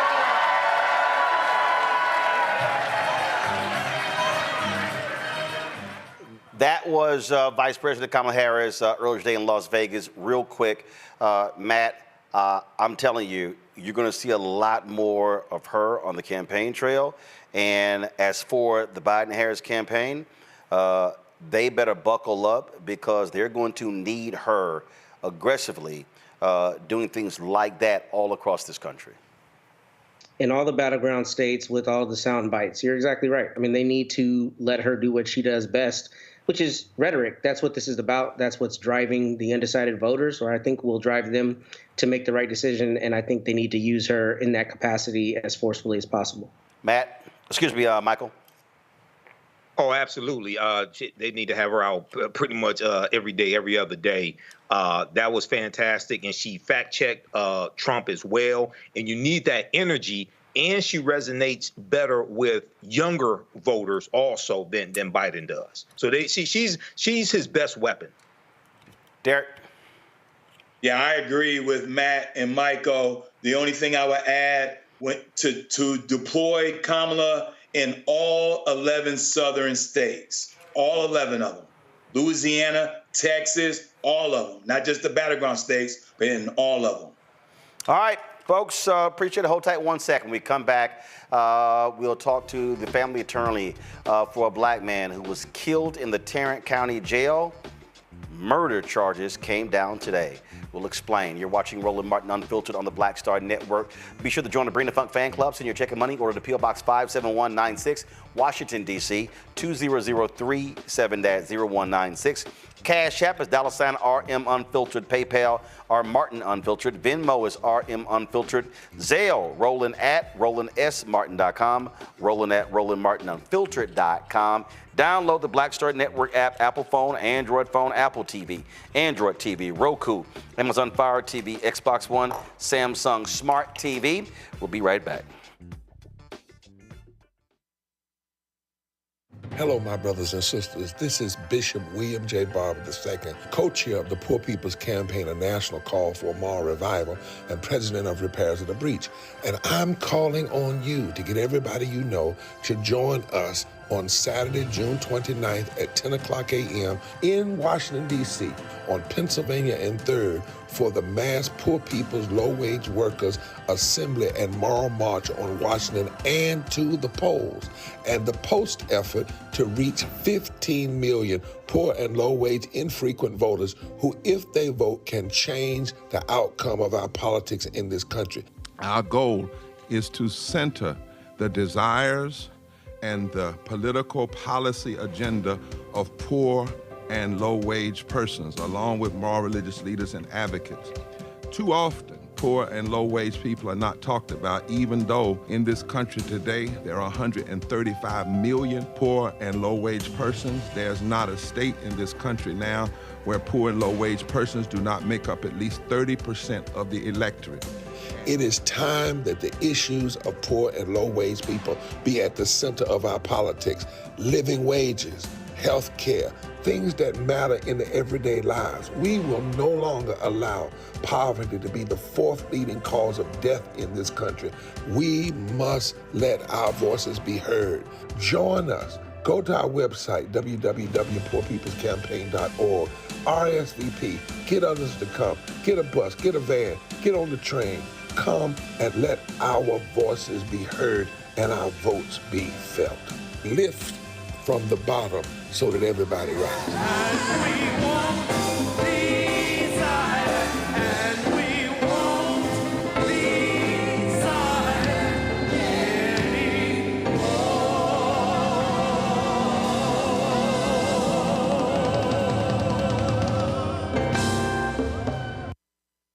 What's up, Geek Today in the place to be. Got Kicked Out Your Mama's University, creator and executive producer of Fat Tuesdays, an air hip-hop comedy. But right now, I'm rolling with Roland Martin, unfiltered, uncut, unplugged, and undamn believable. You hear me?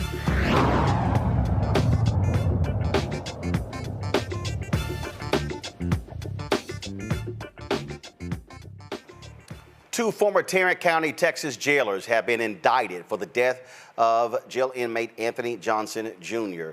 It's been called a homicide. The 31-year-old died from asphyxia from the use of force and pepper spray. Johnson died at the Tarrant County Jail on April 21st after being arrested during what his family says was a schizophrenic episode. Reports say he resisted jailers doing a cell check. Jailers pepper sprayed him, handcuffed, and held Johnson on the floor improperly. A detention officer had a knee on Johnson's back.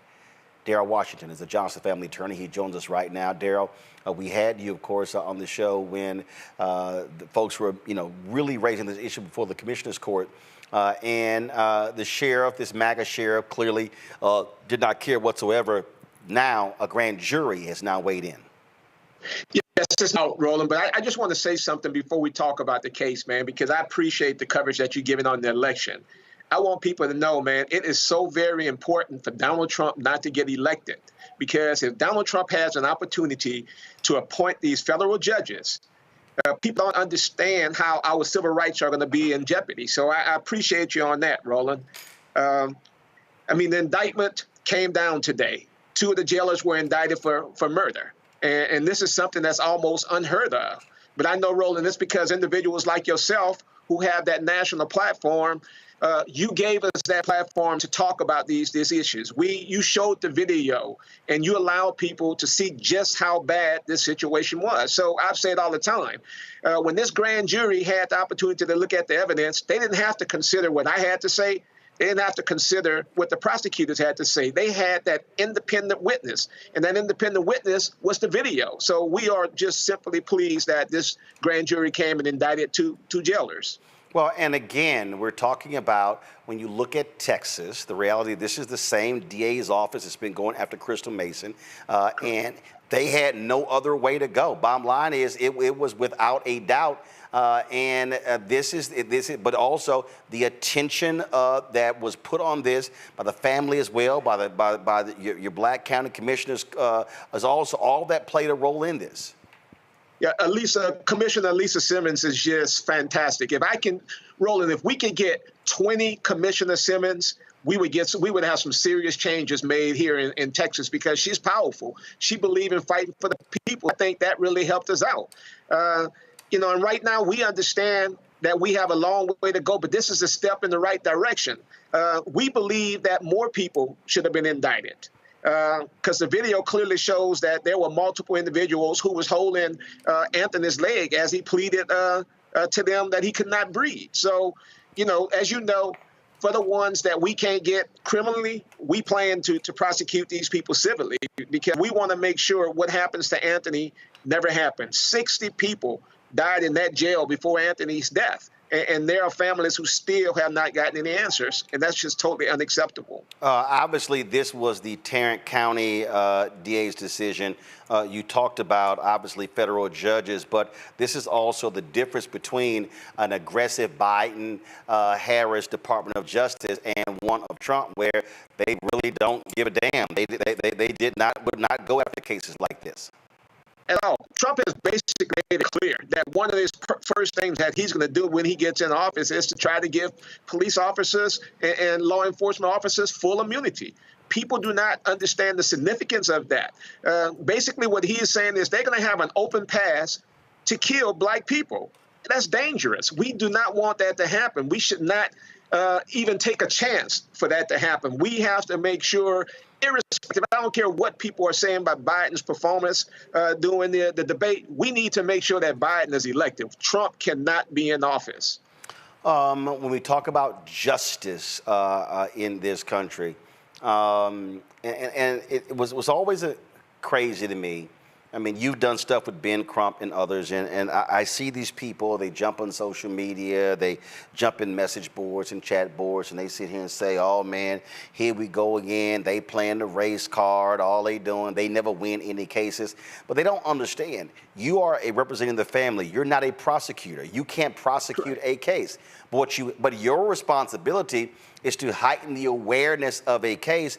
Otherwise, these cases don't get the attention. I get people who I never forget when I was at TV One, we had a president who was white, and he said, well, it seems like, you keep doing the same stories. I said, yeah, because black people keep getting killed. And so he wanted me to sort of do an explainer to the audience why we're doing the story. And I said, Brad, I don't need to explain to black people why I'm interviewing attorneys about their clients who got killed. I think black people know why I'm talking to them. And this is what people have to understand. The most you can do legally is on the civil side, but Correct. Your job is to ring the alarm to get action on the criminal side, because you don't have any jurisdiction. We have none. And Roland, people don't understand. Lots of time when we get involved in these cases, because we know that prosecutors don't have as much experience prosecuting a police officer, we get involved because we want to be able to share experts with them. We want to share some of the knowledge that we've learned over the last 25 years. What people don't understand is that police officers are prosecutors' number one witness. So you can imagine that now you're going to a prosecutor and asking him to get an indictment on one of his best witnesses. So it's a process that people don't understand. People are going to always talk, Roland. People are going to always have complaints. But at the end of the day, if people just sit down with us and understand and realize that we are putting time and efforts into a part of a case that we don't even get compensated for, and we don't want to get compensated for it, because what we want to do is somehow make sure that the system doesn't take advantage of the family. Indeed. Daryl Washington, bro, I appreciate it. Keep up doing the great work. Keep us abreast of what happens next with this story. And Roland, the family say, man, please let you know that you their favorite. And they appreciate everything that you're doing, and they watch you, man, every single day. So I just thought I would let you know that they love you. So thank you, man. I appreciate it. Thank you so very much. Appreciate it. Folks, it is always difficult when we do these stories, but the reality is they don't get the attention of mainstream media, not just this story, but also many other stories. Let's talk about a story that is out of Baton Rouge. And when I say these things happen over and over and over again, It gets some local coverage, but the reality is it gets very little national coverage. 4 Louisiana former officers associated with a now disbanded unit of the Baton Rouge Police Department, they have been indicted on charges alleging that they covered up the beating of a suspect in custody in September 2020. Douglas Schultz Jr. was indicted on obstruction of justice, criminal conspiracy to commit obstruction of justice, and 2 counts of malfeasance in office. Troy Lawrence Sr. was indicted on criminal conspiracy to commit obstruction of justice and 4 counts of malfeasance in office. Todd Thomas was indicted on obstruction of justice, 2 counts of criminal conspiracy to commit obstruction of justice, and 3 counts of malfeasance in office. Martell Jackson was arrested after becoming a target for the grand jury proceedings. He was indicted and charged with 1 count of obstruction of justice and 1 count of malfeasance in office. The officers are still on the force, but have been placed on administrative leave until due process has been completed in accordance with state law. Although indicted, Jackson currently has a warrant out for his arrest. Jesse Barcelona was another officer who was arrested in the 2020 incident, but was later cleared by the grand jury. In Chattanooga, a former police chief has been indicted on charges that she illegally registered to vote in Tennessee and falsely filled out government documents. According to the Tennessee Bureau of Investigation, the Hamilton County grand jury handed down a 17-count indictment against Celeste Murphy, the city's first black female police chief. Murphy is charged with 1 count of illegal voter registration, 1 count of false entries on official documents, 3 counts of falsifying government records, 3 counts of forgery, 3 counts of perjury, and 6 counts of official misconduct. A 56-year-old had been overseeing the Chattanooga Police Department since 2022, resigned on Wednesday without publicly giving a reason. She turned herself into the Hamilton County Jail on Thursday, was later released on a $19,000 aggregate bond. She is scheduled to appear in Hamilton County Criminal Court on July 12th. Matt, I want to talk about the case out of Fort Worth, but also that other case as well in Baton Rouge. Again, when we talk about what is happening with these officers in terms of their conduct and their behavior, we cannot overlook what continues to happen. And thank goodness in the Fort Worth case, you have there a state grand jury that made those decisions. But we have had a federal Department of Justice that's been very aggressive. U.S. attorneys very aggressive under Biden-Harris, holding police accountable. Yes, you're exactly right. And first, I want to give Darrell Washington his flowers. He's one of the first people I called when I started doing this work.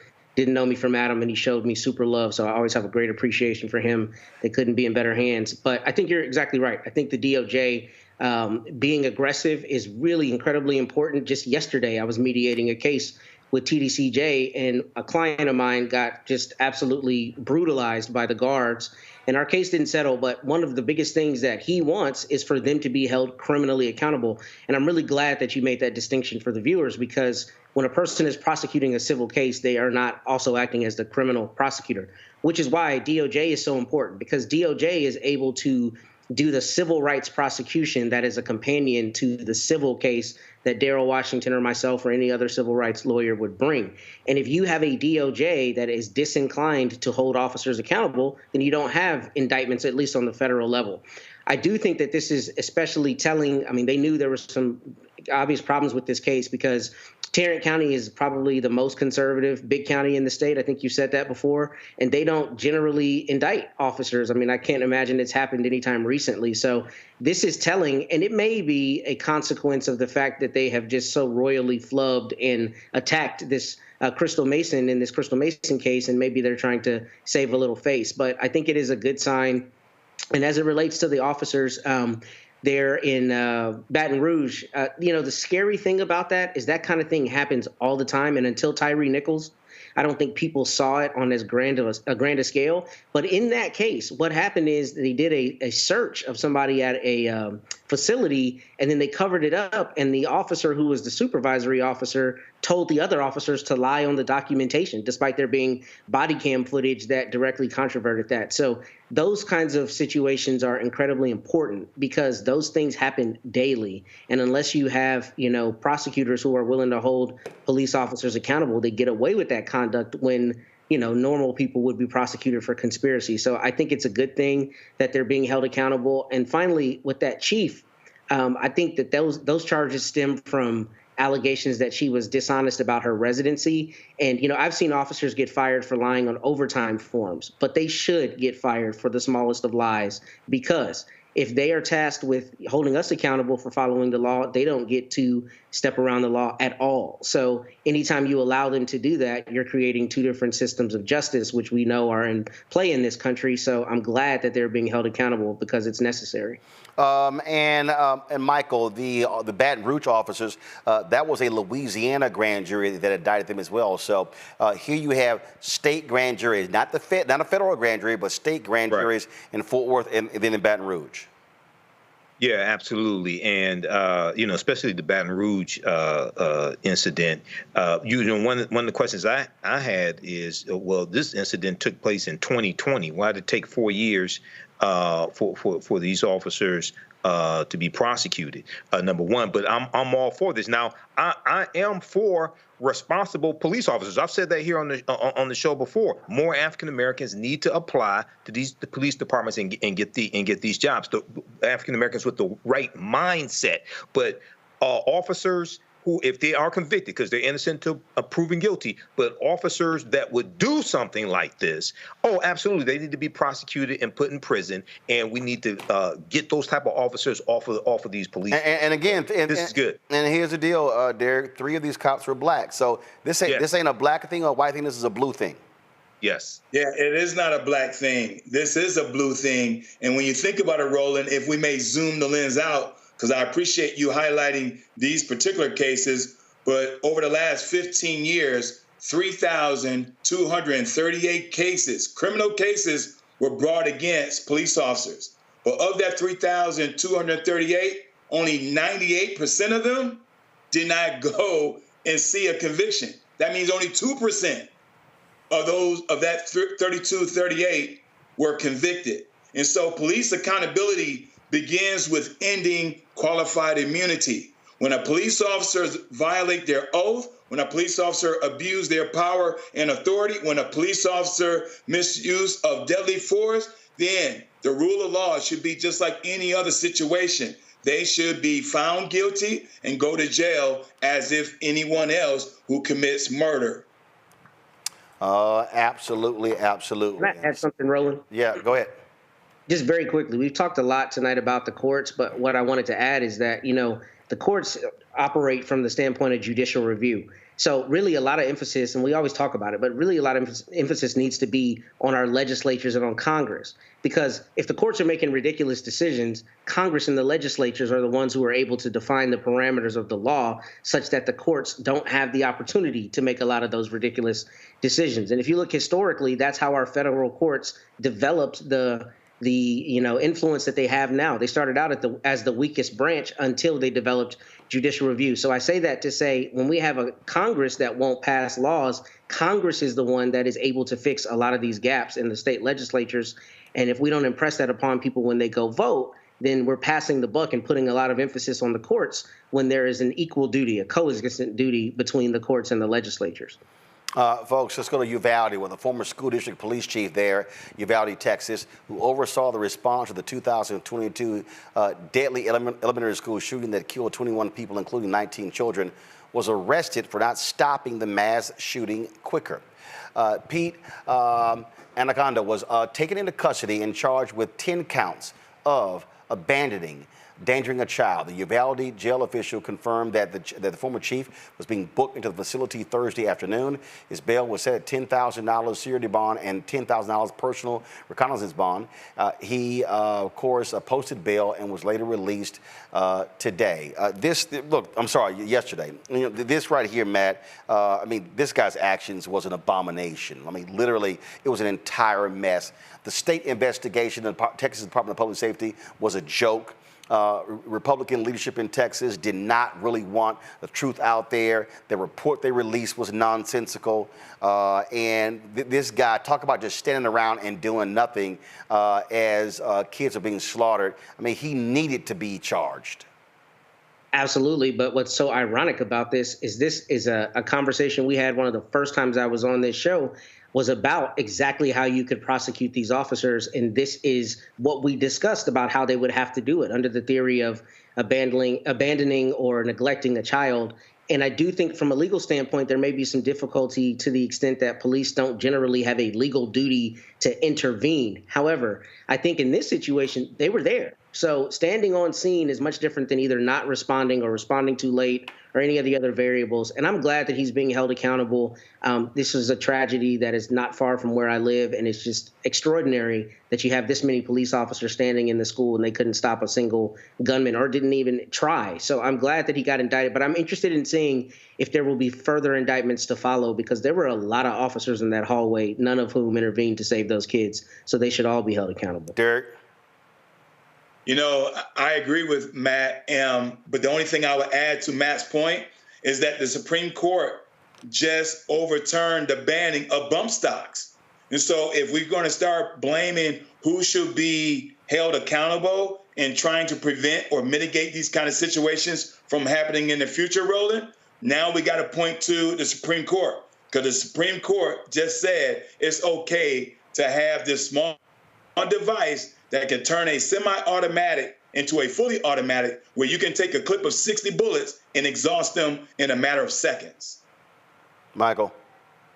Yeah, you know, I think this is good that he's being charged.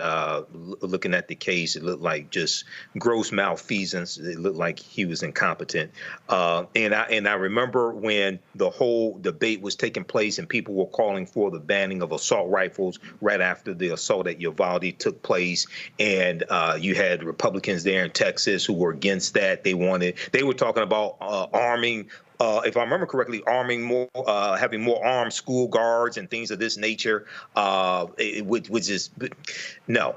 So yeah, this is good. We'll see how this plays out. But you know, this was a tragedy once again. What happened to those children, and it deals with the devastation that assault rifles do to people. And assault rifles were never meant to be on the street. Assault rifles were never meant for civilians to have them. When you study the history. Well, that was certainly the case, but we know that folks really don't care about those things in this country, and we've seen that all far too often in terms of how this country has responded to the issue of guns. All right, we're going to go to a quick break. We'll be right back on Roland Martin Unfiltered on the Black Star Network. Now streaming on the Black Star Network. If we look at all of the best mans, the movies, and then, of course, series on Peacock. Why do you think it resonated so well? Well, I think it's a reflection of us. You know, I think it's a reflection of authentic black people, the way they see themselves. And in some instances, aspirationally so.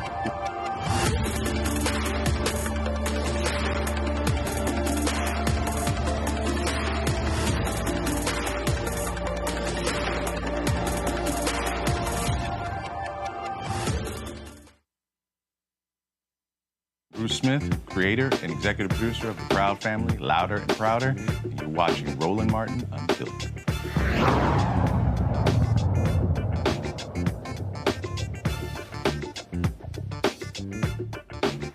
Before we go, folks, we remember a great character actor, Bill Cobbs, passed away this week at the age of 90 years old. We have seen him in any number of movies. He played, of course, in The Bodyguard, Night at the Museum, The Hudsucker Proxy, The Taking of Pelham 1, 2, 3. Appeared in more than 200 film and television television shows. Also appeared on various TV shows such as The Sopranos, The West Wing, Sesame Street, and Good Times as well. Again, lots of time spent on the stage. He was 90 years old, and so many folks have paid tribute to him for the work that he did on the stage. Wendell Pierce, the actor out of New Orleans, also paid tribute to Bill Cobbs, as so many others did on their social media platforms. Bill Cobbs, again, an amazing actor. And this is what Wendell posted. He said, days after his 90th birthday, let me pull this up for y'all. This is the tweet that he posted. He said, days after his 90th birthday, Bill Cobbs died today. A father figure, a griot, an iconic artist that mentored me by the way he led his life as an actor. He played my father twice in I'll Fly Away and The Gregory Hines Show, each time imparting wisdom with a word of encouragement. Bill Cobbs was born and raised in Cleveland. He shared so many stories about the city he loved. It's serendipity that I'm here in Cleveland as I learn of his passing. He comes from a great legacy of the Black theater. Caramoo House here is a historic landmark. From one iconic theater to another, Bill Cobbs went to New York and worked at the Negro Ensemble Theater. His passing reminds me of the talent pool that populated the Black theater at that time. They were that Moses generation that is leaving us now passing on a great responsibility. We owe a great debt to Bill Cobbs, along with Mary Alice, Sam Art Williams, Ron Milner, Lou Gossett Jr., and others we have lost recently. To honor Bill in his memory, I will dedicate myself to creating work he would be proud of. Rest in peace, Bill Cobbs. God bless. And of course, he posted the photo there, him along with Gregory Hines. And so we certainly give our condolences to the family of Bill Cobbs, 90 years old. He passed away this week. Big thanks to our panel today, Derek, Michael, as well as Matt. We appreciate y'all being on today's show. Folks, tomorrow we are going to be broadcasting live from the Poor People's Campaign, their mass rally here in the nation's capital. Our coverage will be beginning in the morning around 9 a.m. It's supposed to start at 10 o'clock, and so we will look forward. So be sure to check us out on the Black Star Network. So, of course, right there, you can text MORAL to 38542. We'll be covering it in its entirety. Real quick, Michael, you had an announcement real quick. Go. Yeah, join me Sunday, June 30th, 2024 for my new 10-week online course, Black Resistance Movements from the Haitian Revolution, U.S. Civil War, Civil Rights Movement, Black Power Movement, 1800 to 1968. Most importantly, we look at how we fought back against white supremacy and racism, the various ways we did that. Visit my website, AfricanHistoryNetwork.com, AfricanHistoryNetwork.com. Register today, watch the class live or on demand. We'll see you in class. Thanks, all right, Roland. Thanks a bunch. And again, folks, we'll see y'all tomorrow from the Poor People's Mass Assembly here in the nation's capital. That's it. Folks, don't forget, support the work that we do. Join our Bring the Fuck fan club. You can send your check and money order to P.O. Box 57196, Washington, D.C., 20037-0196. Cash App, $RM Unfiltered, PayPal, R Martin Unfiltered. Venmo is RM Unfiltered. Zelle, Roland at RolandSMartin.com, Roland at RolandMartinUnfiltered.com. Also, download the Black Star Network app, Apple phone, Android phone, Apple TV, Android TV, Roku, Amazon Fire TV, Xbox One, Samsung Smart TV. And be sure to get a copy of my book, White Fear, How the Browning of America is Making White Folks Lose Their Minds, available at bookstores nationwide. And several of you have asked about my shirt. Let me go ahead and stand up. Y'all zoom the camera out.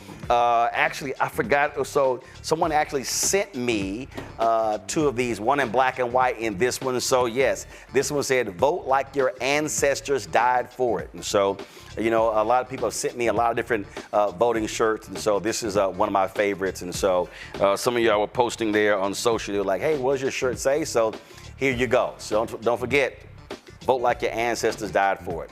I'll see y'all tomorrow from the Poor People's Mass Assembly. Holla!